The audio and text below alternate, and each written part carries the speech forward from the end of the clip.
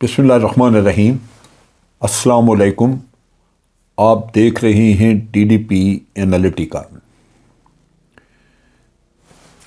آج state bank نے جو فگرز ریلیز کیے اس کے مطابق 6.1 یعنی 6.1 ارب ڈالر ہمارے فارن ایکسچینج کے ریزروز میں موجود ہیں، اور یہ تقریباً چند دنوں کے اندر جو کمی واقع ہوئی ہے وہ تقریباً 584 ملین ڈالر یعنی تقریباً 58 کروڑ ڈالر کم ہوا ہے۔ اس وقت جو صورتحال ہے وہ یہ ہے کہ 2014 کے بعد پہلی دفعہ پاکستان کے فارن ایکسچینج ریزروز اتنے کم ہوئے ہیں۔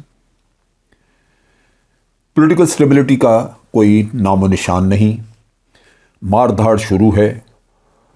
جو سٹیبلٹی چاہیے آپ کو اپنی اکانومی کو ٹھیک کرنے کے لیے وہ موجود نہیں۔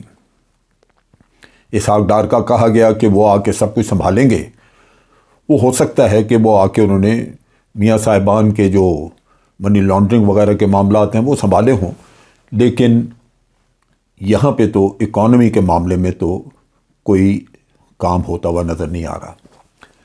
کوئی ایسی صورتحال نظر نہیں آتی جو کہ آدمی کہہ سکے کہ واقعی اکانومی کو ٹھیک کرنے کا کچھ کیا جا رہا ہے۔ یہ بھی اطلاعات ہیں کہ بجلی کے ریٹس بڑھائے جا رہے ہیں، وہ نرخ اتنے زیادہ بڑھ جائیں گے کہ آپ کو کوئی بھی چیز، کوئی پروڈکٹ جہاں بجلی استعمال ہوتی ہے کسی بھی کارخانے میں، ان کی کاسٹ آف پروڈکشن اتنی زیادہ ہو جائے گی کہ وہ شاید آپ کی خرید سے باہر، قوت خرید سے باہر ہو جائیں چیزیں۔ یہاں پہ ان حالات میں ہمیں بار بار سننے کو یہ ملتا ہے کہ الیکشن کرانے اس لیے ممکن نہیں کہ یہ الیکشن کے لیے پیسہ بڑا چاہیے، اور وہ پیسہ ہمارے پاس اس وقت ہے نہیں، ہم اسپیئر نہیں کر سکتے۔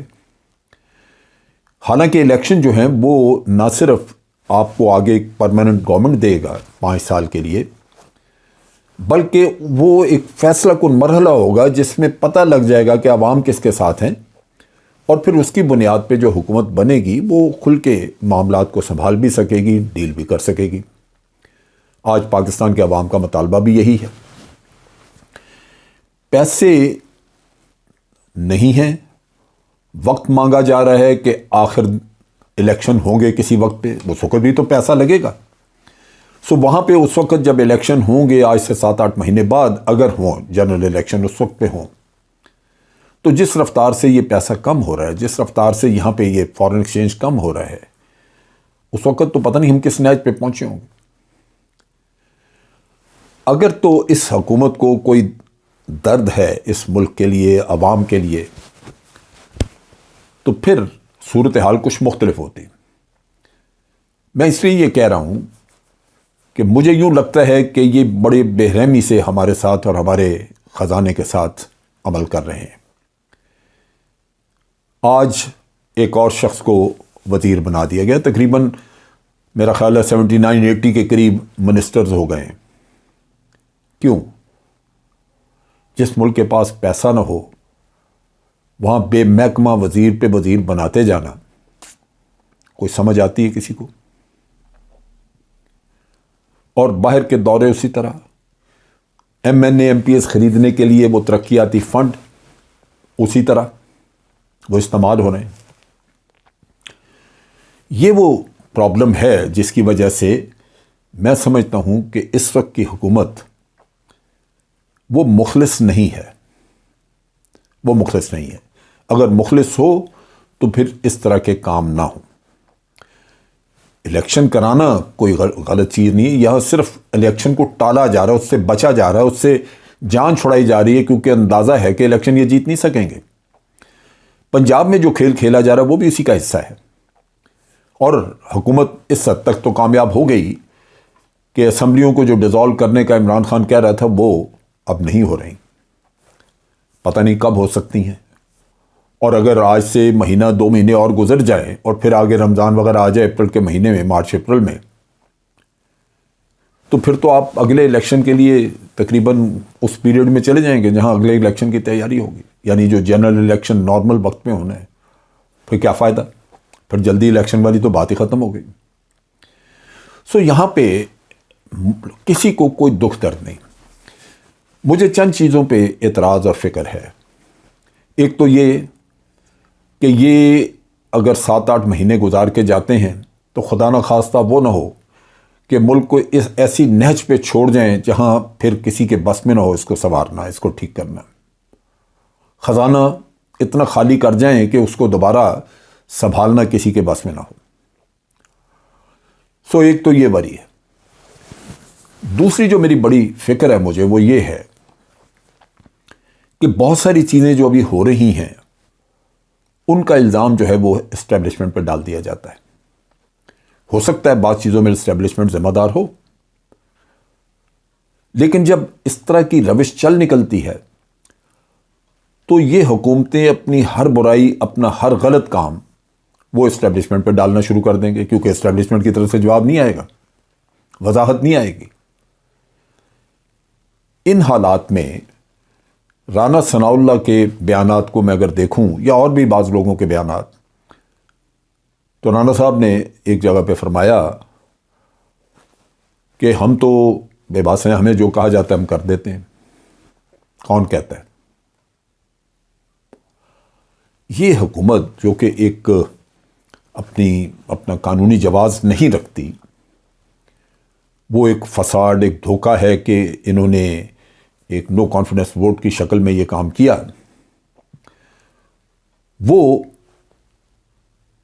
اگر اسی طرح چلتی رہے اور ان کو اندازہ ہو کہ دوبارہ ان کے ہاتھ میں حکومت نہیں آنی تو وہ بہت کچھ بگاڑ جائیں گے صرف اپنا معاملہ سیدھا کرنے کے لیے۔ ابھی جو باہر کا لنک جس کی بات عمران خان کرتا تھا، اس کے بھی تانے بانے کچھ کھلنے شروع ہو چکے۔ وہاں سے امریکہ سے وہ جو لابسٹ ہائر کیا گیا تھا پی ٹی آئی کے دور میں، کس کے کہنے پہ ہوا، کیوں وہ ہائر کیا گیا، افتخار دورانی کا کیا تعلق ہے اس میں؟ افتخار دورانی بظاہر پی ٹی آئی کا آدمی تھا، پی ٹی آئی کا ورکر، لیکن کیوں، کس کے کہنے پہ اس نے یہ کام کیا کہ یہ لابسٹ ہائر کیا، اور وہ پیسہ کیسے حسین حقانی کو جاتا رہا؟ یہ چیزیں اب میڈیا میں آنی شروع ہو چکی ہیں۔ اس کے اوپر کئی اینالسٹ ہیں وہ بات بھی کر چکے ہیں۔